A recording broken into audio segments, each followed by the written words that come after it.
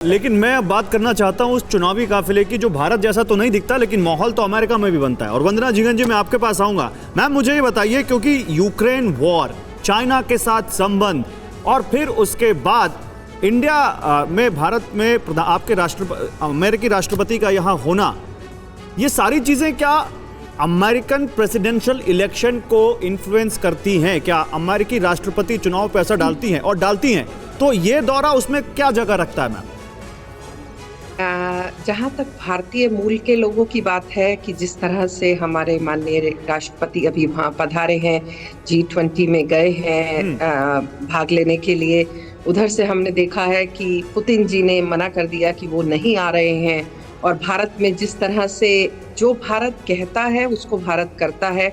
अब जो मेज़बानी है, आज से पहले भारत मेहमान रहे हैं, पर अब मेज़बानी करने का उनको मौका मिल रहा है। और आप भी देख रहे हैं कि दिल्ली तो छोड़िए, बट दिल्ली से भी पहले कितनी जगह पे G20 के जो डिफरेंट सम्मेलन किए गए हैं 9 और 10 से पहले, मतलब कोई भी राज्य हो उसमें जिस तरह से और भारत की संस्कृति को जिस तरह से दिखाया गया है। आपने अभी देखा एयरपोर्ट पे, आपने खुद ही दिखाया है कि किस तरह से एयरफोर्स 1 उतरता है और उसके सामने भारत की संस्कृति, और जिसको वो भी देख के खुश हो रहे हैं क्योंकि Bharat is known for its culture.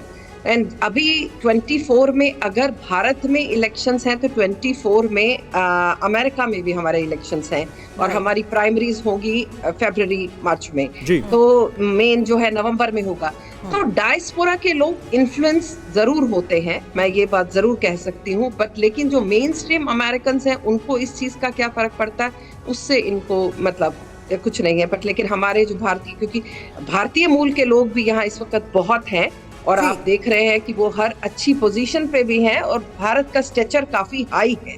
बिल्कुल, और उसी के तहत यहाँ पर चर्चा के लिहाज से ये कहा भी जाता है कि आर्थिक और राजनीति के साथ साथ जियोपॉलिटिक्स को लेकर भारत को जिस तरीके से प्राथमिकता मिल रही है, साख भारत की बड़ी है। मैं सीधे रुख करना चाहूंगी हमारे डिफेंस एडिटर सुमित, एक क्विक अपडेट भी आपसे चाहूंगी और ये भी समझना चाहूंगी कि इससे पहले जब नरेंद्र मोदी अमेरिका गए, जो बातचीत हुई, क्या अब दिल्ली में जो बाइडेन की मौजूदगी के तहत उन्हीं चीजों को एग्जीक्यूट किया जाएगा?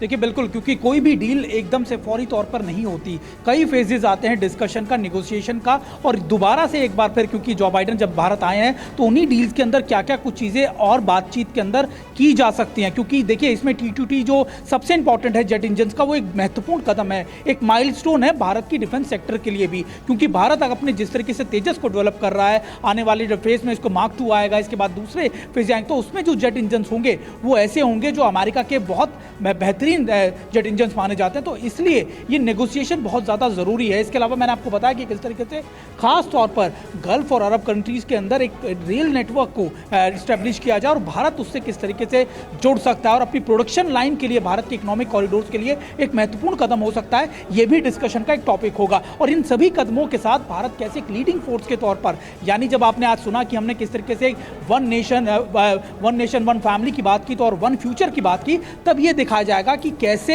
एक वन फ्यूचर के तहत भारत इसमें लीड फैक्टर में एक रोल निभा सकता है। इसको लेकर भी बड़ी महत्वपूर्ण चर्चाएं होंगी।